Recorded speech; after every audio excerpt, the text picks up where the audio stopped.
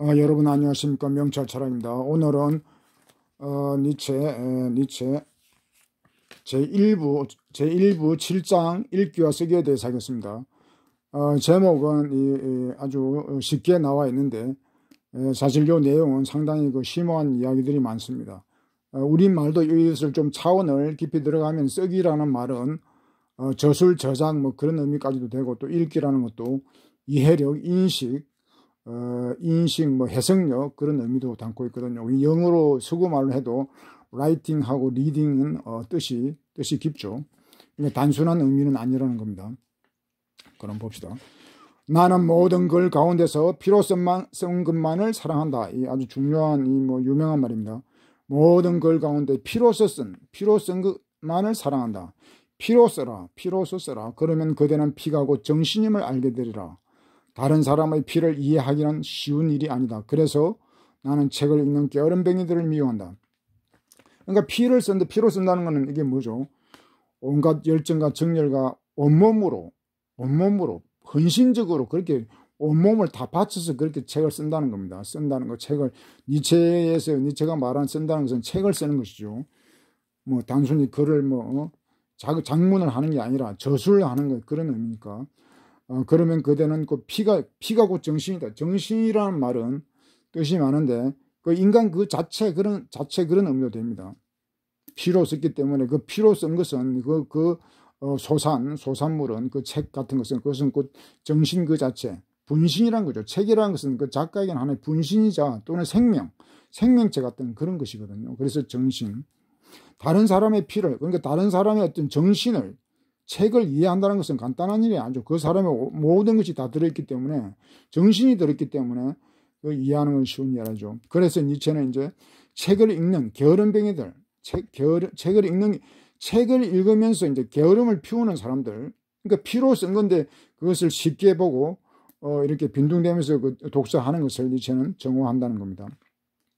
독자를 잘 아는 이런 독자들, 게으름 피우는 독자들을 잘 아는 사람이라면, 작가라면 독자를 위해서 더 이상 아무것도 하지 않으리라, 하고 싶지 않다는 거죠. 독자가 100년을 산다면 정신 그 자체가 썩는 냄새를 풍기라. 여기서 이제 정신도 같은 정신인데 인간 그 자체가 썩는다는 겁니다. 정신이라는 말은 사람, 존재 그 자체를 의미하기도 합니다. 정신이란 말이. 독자를 위해서 100년을 산다면 100년이라는 어떤 그런 시간이, 어떤 시대를, 한 개인을 말하는 것도 아니고 이제 한 시대를 이야기할 수도 있습니다. 그 시대가 다 썩는다 이 말이죠. 악취가 풍기리라. 모든 사람이 읽는 것을 배우게 된다면 결국에는 쓰는 것뿐만 아니라 생각 자체도 썩고 말리라. 그 이제 교육의 어떤 대중화 이런 것이 이제 근대에 들어와서 이제 그 보급이 되고 보편화가 됐는데, 그 모든 사람이 읽고 이렇게 하는 거는 좋은데 그게 이제 부작용도 만만치 않았다는 겁니다. 생각 자체가 썩어버린다. 앞에서는 또 정신이 썩었다고 그랬는데, 여기서 이제 생각은 창의력, 사고력, 그런 걸 얘기했죠. 그런 생각할 수 없는, 그러니까 독서를 하고 학습을 했는데 생각을 할 수 없는 그런 존재가 되어버렸다는 거죠. 생각하는 인간은, 데카르트가 인간은 생각하는 동물이라고 그렇게 선언을 하면서 근대가 시작을 했지만은, 이런 학문, 문화의 발달과 함께 인간의 정신, 인간의 사고력은 오히려 퇴락하고 말았다는 겁니다. 이런 말은 어떤 니체가 처음이 아니고, 그 문명에 대한 어떤 최초의 비판자는 장작 루소를 들 수 있습니다. 루소는 이미 문명이라고 하는 것이 인간 정신을, 인간의 어떤 도덕성까지도 그렇게 퇴락시키는 그런 어떤 야만성을 가지고 있다는 것을 니체가 폭로했는데, 이제 루소가 먼저 폭로했는데 니체는 이제 그런 말을 받아온 것 같습니다. 한때 정신은 신이었다가 다음에는 인간이 되었고 이제는 마침내 천민이 되었다. 이 놀라운 주장이죠. 정신은 신이었는데 인간이 되었다가 이제 천민, 노예가 되어버렸다는 겁니다. 정신이 아주 형편없이 퇴락했다는 것인데, 이 정신이 신이었다는 이 말은 원래 서양에서는 이 신이라는 말, 신성이 곧 그 정신이었습니다. 그러니까 정신에 이 신이 들어있듯이 신이라는 것이 곧 정신이고 정신이 신이었다는 거죠. 그 서구에서는 고대 그리스 때부터 해가지고 뭐 이데아니, 로고선이 이런 것들이 다 신성하고 관련이 되었거든요. 그러니까 정신이 곧 신이었다는, 신성을 가지고 있었다는 겁니다. 그런 것이 이제 인간이 되었다는 것은, 정신이 인간으로 이렇게 내려온 것은 데카르트 이후입니다. 데카르트가 그 많은 비판도 받고 있지만은, 데카르트가 근대의 정신, 근대 철학을 열었다는 의미에서 근대 철학의 아버지라는 그런 칭호가 붙을 만큼 아주 데카르트는 또 위인이기도 합니다. 그 데카르트가 이제 정신을 인간의 정신으로 이렇게 이제 인간의 정신으로 이렇게 만든 거죠. 원래 정신은 인간의 정신인데, 여기 신이었다는 것은 이제 종교가 지배했다는 겁니다. 그러니까 데카르트 이전까지는 인간의 어떤 그런 생각하는 존재가 될 수 없었고, 신이라는 이름으로 종교가 인간의 정신을 다 지배했다는 것입니다. 그러니까 인간에게 정신이 없었죠. 생각 자체를 할 수 없었어요. 그러나 이제 데카르트가 이제 그런 주체성을 함으로써 인간은 생각하는 존재가 됐죠. 종교라든가 이런 것을 넘어서는 그런 이제 생각하는 존재가. 그런데 이제 니체 시대에 이미 와서는 이런 정신, 인간의 정신이 또 타락할 대로 타락해가지고 완전 노예 정신이 되었다는 겁니다. 이제 노예 정신. 충격적인 얘기인데, 이런 것들은 더 이제 학습을 많이 해야 될 것 같습니다. 그러니까 우리는 인간의 정신이 인간의 정신이다 이렇게 알고 있지만, 니체가 볼 때는 이미 150년 전에 인간의 정신이 노예성, 야만성, 노예성으로 타락했다는 겁니다. 아주 이게 충격적인 내용이죠. 그러니까 문명이 루소 시대보다 더 이제 타락을 한 거죠. 피와 자문으로 쓰는 것은 읽히기를 원하는 것이 아니라 암송되기를 원한다, 이제 그런 건데, 요 말도 중요합니다. 피로 쓴 거, 작가가 온몸으로 쓰고, 그리고 그것을 이제 자문의 형태, 니체의 이제 글이 다 자문 형태거든요. 이런 자문의 형태로 쓴 것은 단순히 읽히기를 원하는 것이 아니라 암송되기를 원한다. 암송되기를 원한다. 그 암송되기를 원한다는 것은 뭐 단순히 그냥 뭐 소화하고 흡수해서 그걸 뭐 기억하라는 그런 의미가 아니죠. 근데 암송이라는 것은 온몸으로 체화를 해서 실천까지도 이제 포함하는 그런 말입니다. 여기서 그 작가가 자기 온몸을 던져서 목숨을 걸고, 니체 같은 경우는 거의 목숨을 걸고 책을 이렇게 썼는데, 그것을 독자들이 그냥 적당히 그렇게 읽고 만다고 그러면은 그건 작자에 대한 예의가 아니겠죠. 그래서 이제 암송되기를 바란다. 그리고 니체 이 책은 정말 암송될 만한 그런 가치를 또 가지고 있습니다. 니체 스스로 이 자라툴라 이렇게 말할 때 이 책을 뭐 4대 5대 복음서라고 할 성서에 비견되는 그런 정말 위대한 고전이라고 스스로 그렇게 자화자찬했을 정도로, 상당히 그런 타당성을 가진 말이죠. 했을 정도로 이 책은 상당히 중요하고 정말 암송되어도 뭐 좋을 그런 책이죠. 그러니까 니체는 자기가 할 말을 이렇게 한 겁니다. 자기 책은 자기 자신을 안 거죠. 자기 책은 암송되어도 좋을 정도로 위대하다. 모든 책을 다 암송할 필요는 없죠. 하여튼 이런 유명한 위인이 쓴 그런 책은 정말 암송할 수 있다면 정말 암송하면 좋겠죠.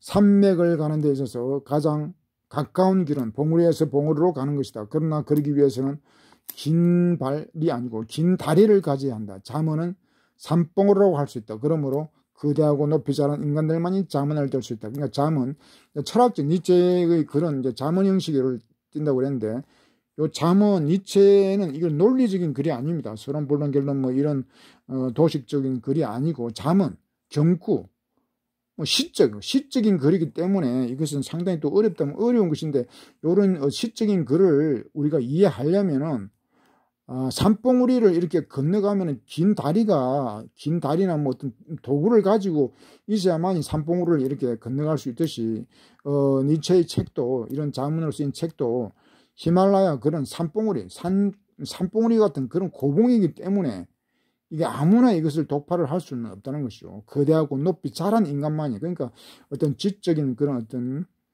토대가 되어 있는 사람들, 그러니까 니체를 읽는다 그러면 니체에 대한 어떤 철학적 개념들, 기본 개념들, 이런 것들 좀 숙지를 하고 좀 뭐 노력을 해야 된다는 거죠. 아무나 자문을 들을 수 있는 건 아니다. 아무나 이해할 수 있는 건 아니고 거대하고 높이 자란 인간들이 되어야 한다는 겁니다. 좀 수준이 있어야 된다는 얘기죠. 이 그 고봉에는 희박하고 순수한 공기가 있고 가까이 있는 위험이 있으며 절구운 악의로 가득 찬 정신, 이런 것들은 서로 잘 어울린다.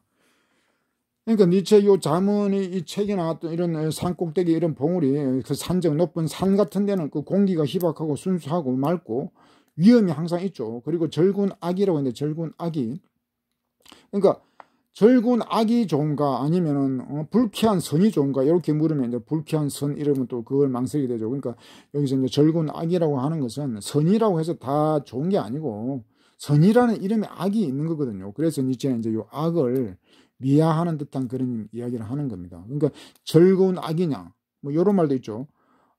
즐거운 지옥이냐, 지겨운 천국이냐, 뭐 선택하라고 그러면 이런 거 좀 곤란하죠. 그런 거하고 비슷하다고 하겠습니다. 이런 것들은 이제 이런 것이 초인의 삶과 어울린다는 겁니다. 서로 잘 어울린다. 초인의 삶에서는 위험이라든가 뭐 이런 희박한 공기 이런 걸 다 감수할 정도의 어떤 그런 자세가 되어야 된다는 거죠. 나는 주위에서 내 주위에 요마들이 있기를 원한다. 나는 그만큼 용감하기 때문이다. 유령을 쫓아내는 용기는 자신을 위해 요마를 마련한다. 용기는 큰 소리로 웃고 싶은 것이다. 요마는 막인데 앞에 요자가 요염하다 뭐 그런 말 할 때 요자니까 뭐 좋은 의미가 될 수 있죠. 요마 마귀는 마귀인데 어떤 좀 필요한 요정 같은 그런 마귀라는 겁니다. 이 마귀를 가지고 있는데 그 마귀는 용감하기 때문에 내가 용감하기 때문에 그런 것을 가지고 있다는 겁니다. 그럼 왜 요마가 필요한가? 유령을 쫓아내야 되기 때문에 유령. 우리 사회의 이 주변, 나의 주변이라든가 사회에 유령이 들끓고 있고 유령이 지배하는 사회이기 때문에 그것을 쫓아내기 위해서는 용기가 필요하고 그런 용기가 있는 사람은 또 요마도 하나 마련한다는 겁니다.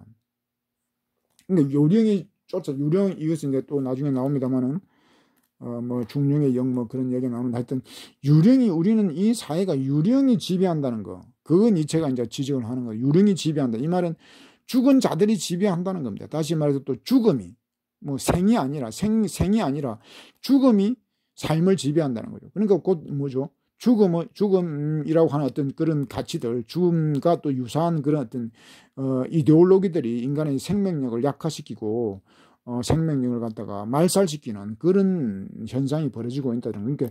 그러니까 이제 유령을 쫓는 용기, 유령이라는 얘기 나옵니다. 나는 더 이상 그대들처럼 느끼지 않는다. 내 발 아래로 깔린 구름, 내가 비웃는 것 같고 비웃는 저 검고 무거운 구름, 바로 이것이 그대들의 번개구름이다. 그대들처럼 느끼지 않는다. 그러니까 초인이죠. 나는 이제 초인의 어떤 그런 경지에 들어서는 뭐 준초인도 될 수 있고 나는 그대들처럼 이제 일반인처럼 그렇게 느끼지는 않는다. 내 발 아래로 깔린 구름, 이제 요 구름은 이제 일반 대중이 되겠습니다. 구름들, 검고 무거운 구름들. 그러나 그 구름 일반 대중들도 언젠가는 번개가 될 번개구름이 아니고 번개가 될 구름이라는 거예요. 여기서 번개는 초인을 의미합니다. 초인 언젠가는 번개가 되겠지만은 아직은 아니죠. 그러니까 이제 니체는 다르게 느낀다는 겁니다. 높이 오르려고 할 때 그대들은 위를 올려다본다. 그러나 나는 이미 높은 곳에 있기 때문에 아래로 내려다본다. 위로 올려보면 아래로 내려다본다. 내려다본다 이제 요 말이 자꾸 문제가 될 수 있는데 뭐 무시한다는 그런 게 아니고 이게 이제 서구권에서는 슈퍼바이저, 그 슈퍼바이저라는 거 있죠. 위에서 내려다보는 거 슈퍼바이저. 뭐 감독 뭐 이런 뜻도 있는데 하여튼 슈퍼바이저 요 라틴어로 하면 슈퍼비아라고 그럽니다. 슈퍼비아. 이 슈퍼비아 위에서 내려다본다는 거죠. 그러니까 이거는 나쁜 말이 아니고 높은 경지에 있으면 위에서 내려볼 수밖에 없죠. 그런 뜻입니다.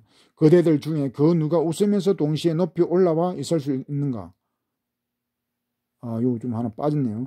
용기는 큰 소리로 웃고 싶은 것이다. 용기는 자신을 위해 용기는 큰 소리로 웃고 싶은 것이다. 요거는 뭐죠?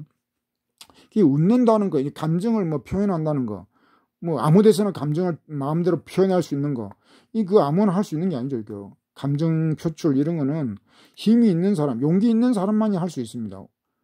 뭐 어떤 동료끼리는 감정 표현을 할 수 있다 하지만은 어떤 공적인 장소나 또는 어떤 상관 앞에서 이렇게 큰 소리로 웃고 이렇게 하는 거는 아무나 할 수 없죠. 용기 있는 자만이 할 수 있죠. 그래서 이제 웃으면서 동시에 높이 올라가 있을 수 있는가? 니체가 그래서 묻는 겁니다. 웃는 게 이게 간단한 일이 아니죠. 대단한 것일 수 있다는 겁니다. 그러니까 초인 정도가 되면은 누구 앞에서도 이제 마음대로 웃을 수 있고 감정 표현을 할 수 있고 그렇다는 거죠. 동시에 또 높이 올라가 있어야 가능하다는 겁니다. 그러니까 가장 나쁜 산에 오르는 자는 모든 비극과 비극적 엄숙함을 비웃는다.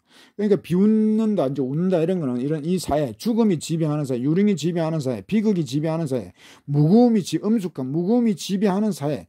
그렇기 때문에 이런 것을 비웃는다는 것입니다. 비극적 유의라고 하는데 유의가 아니고 그냥 비극과 비극적인 엄숙함.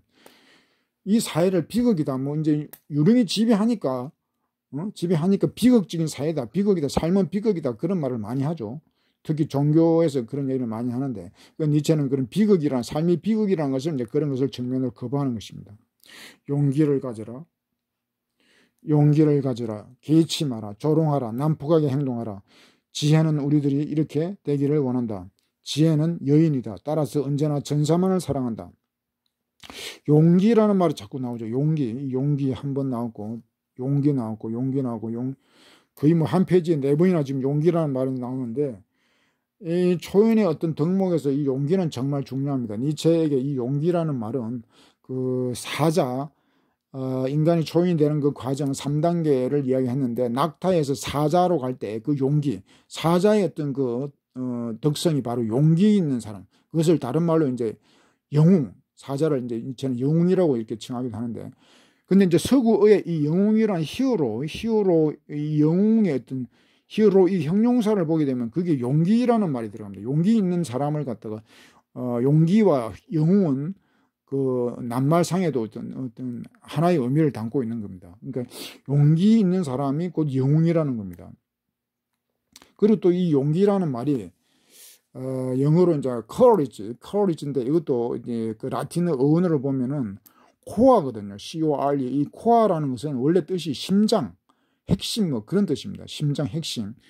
그러니까 이 용기라는 말이 그냥 보통 말이 아니죠. 우리말로는 우리말이 용기라는 말이었고 이거 한자이기 때문에 우리는 이 말에 정확하게 이거 실감을 못할 수가 있는데 하여튼 서구에서는 용기라는 말이 영웅과 관련되고 또 이제 심장, 라틴어 그 코어 심장하고도 관련될 정도로 아주 중요합니다. 그래서 이제 그 서구 플라톤 그 철학 보면은 그 사주덕에 이 용기라는 말이 들어가죠. 물론 이제 동양에서도 공자도 이 용기라는 용기를 강조했습니다. 지용인 군자는 지자여야 되고 용자여야 되고 뭐 인자여야 되고 해서 그 지용인 용기를 가진 용기는 하여튼 니체 철학에서는 대단히 중요한 개념입니다.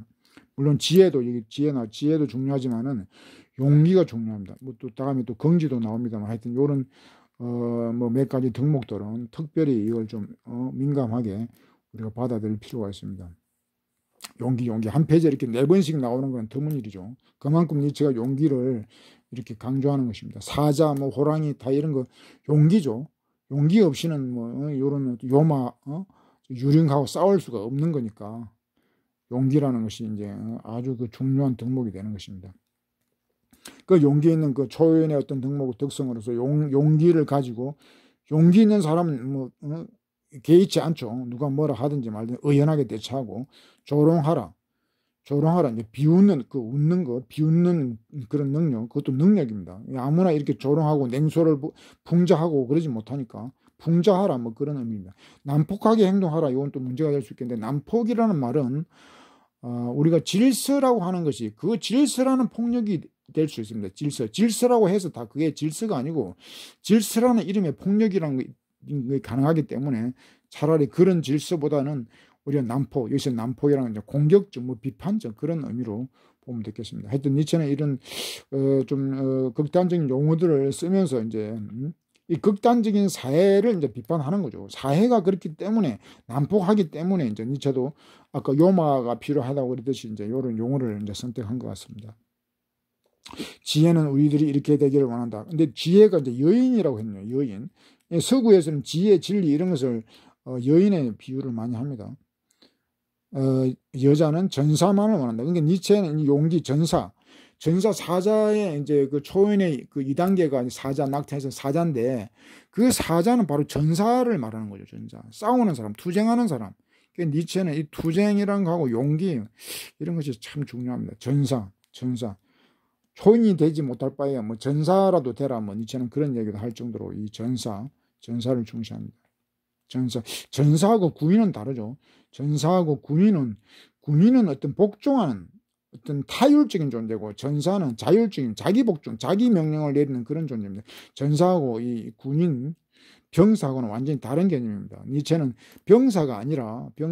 군인이 아니라 전사를 옹호하는 것입니다. 그대들이 내게 말한다. 삶은 감당하기 어렵다. 근데 삶의 얘기가 나면 이게 지금 앞에 읽기와 쓰기라고 그랬는데 내용이 초인, 그러니까 이 삶이랑과 초인하고 읽기 쓰기가 이제 관련이 있기 때문에 지금 이렇게 나오는 겁니다. 제목과 달리 요 장의 내용은 삶에 대해서, 초인의 삶에 대해서 뭐 용기, 그 초인의 어떤 덕목들, 용기 뭐 이런 것들을 이야기하는 겁니다. 삶은 감당하기 어렵다라고 말한다. 그네들은. 하지만 무엇 때문에 그네들은 아침에는 긍지를 가졌다가 저녁에는 체념하는가? 살기가 힘든 세상인데 뭐 삶이 어렵다, 삶이 감당하기 어렵다, 이런 말을 누구나 하죠. 그런데 이제 아침에는 사람들이 그래도 긍지를 가지는 거예요. 그런 긍지를 가졌다 저녁이 되면 이제 자제를 한다는 겁니다. 체념한다. 근데 왜 그렇게 하나? 긍지라는 말이 나오는데 요 이제 긍지도 초인의 어떤 그런 덕성에서 아주 중요한 거니까 앞에 한번 보겠습니다. 앞에 그 니체 그 자라투스트라의 어떤 그런 어떤 동지 중에 독수리가 있습니다. 그 독수리의 어떤 그 품성, 그것을 니체는 긍지라는 이름을 지어줍니다. 독수리.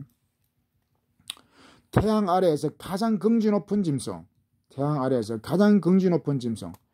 이게 이제 긍지라는 가장 긍지 높은, 그러니까 인간에게는 아직 이런 가장 긍지 높은 걸 저는 발견을 못했는데 이걸 이제 독수리에게 이름을 붙여줍니다. 그래서 이제 긍지라는 걸 강조하고, 그다음 또 영리한 짐승, 뱀도 강조하는데 이게 니체가 평생 자기 친구 동지라고 하면서 데리고 다니고 할 정도로 이제 그 독수리와 뱀을 니체는 좋아합니다. 그래서 이제 긍지라는 것도 아주 중요한 개념입니다.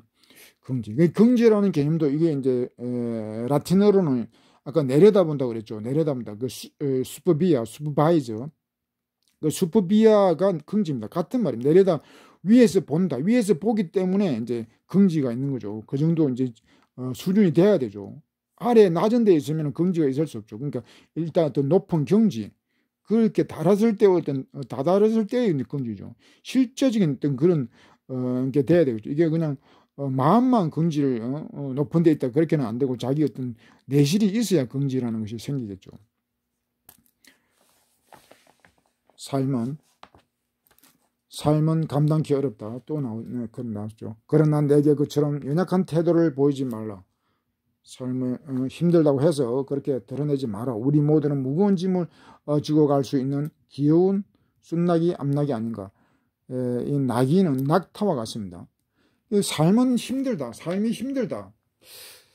그런데 이 삶이 힘든 것은 이것은 그렇게 어려운 문제가 아닙니다. 왜냐하면 인간은 누구나 무거운 짐을 지는 데는 익숙해 있기 때문입니다. 앞에서 그 1장에서 낙타 얘기를 했죠. 1장에서 그 낙타라는 존재가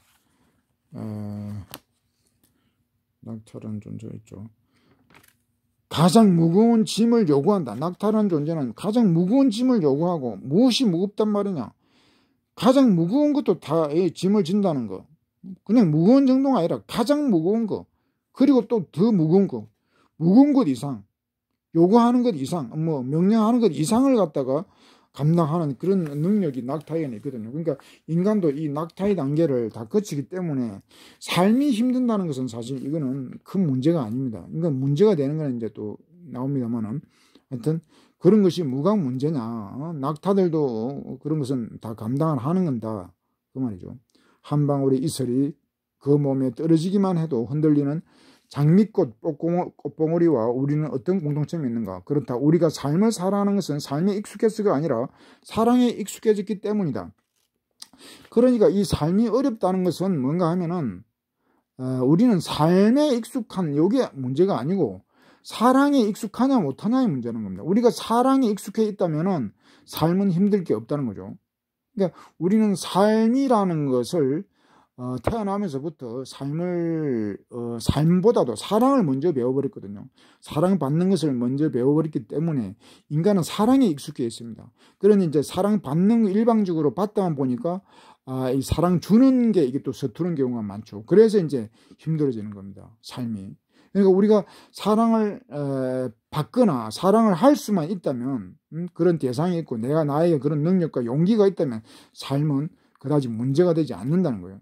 삶에 익숙하고 이런 문제라기보다도 사랑에 얼마나 익숙하냐, 우리가 사랑할 수 있는 능력, 용기 이런 것이 얼마나 있냐에 달려서 삶의 어떤 무게가 그게 달라진다는 겁니다. 그러니까 뭐 자살자들이 뭐 우리나라가 세계에서 뭐 1, 2등을 하고 지금 그 심각한 문제지만 그거는 삶이 어렵다기보다도 이런 사랑의 능력, 사랑할 수 있는 그런 어떤 것이 부족하기 때문에 그 이유가 크다고 하겠습니다. 사실은 물론 사랑이란 여기서 사랑도 감정 열정이기 때문에 사랑이 아니라도 다른 어떤 감정 열정이 있으면은 그것도 삶을 또 이제 쉽게 살 수 있는 그런 어떤 수단이 되겠죠. 그러니까 분노라는 것도 우리가 분노하는 마음 그런 것만 있어도 사람이 쉽게 죽지 않습니다. 할 일이 있는 거거든요. 사랑의 대상이 사랑이 꼭 뭐 사람이 아니더라도 사물에 대해서도 우리가 열렬하게 사랑한다 그러면 사람은 죽지 않죠. 그 사랑하는 존재가 있는데 어떻게 죽겠습니까? 그래서 이 사랑이 삶에서는 대단히 중요하다는 것입니다. 사랑에 대한 철학, 저는 사랑의 철학자로 하는데 일단 사랑에 대해서도 이제 철학할 게 많죠.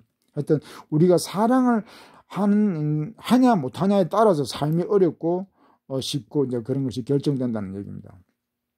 사랑에는 언제나 약간의 망상이 들어있다. 그러나 그 망상 속에도 약간의 그러니까 사랑이 또 뭐냐 하면은 망상이라는 거죠. 사랑이 우리는 인간은 이성적 존재다. 뭐 우리는 이런 생애를 당해가지고 뭐 모든 것을 이성적으로 뭐 이렇게 다루려고 하는데 이 사랑이 된 데끔 뭐 인간은 그렇게 이성적 존재라고 지금 단언할 수도 없습니다. 지금 현대과학과 철학은 인간은 이성적 존재다라고 이렇게 절대로 단언하지 않습니다. 그러니까 이성이라기보다는 오히려 이렇게 감정적 존재, 인간은 오히려 감정이 앞서는 그런 면이 있어요. 그렇다고 뭐 감정적 존재다 또 이렇게 단언해서도 안 되죠.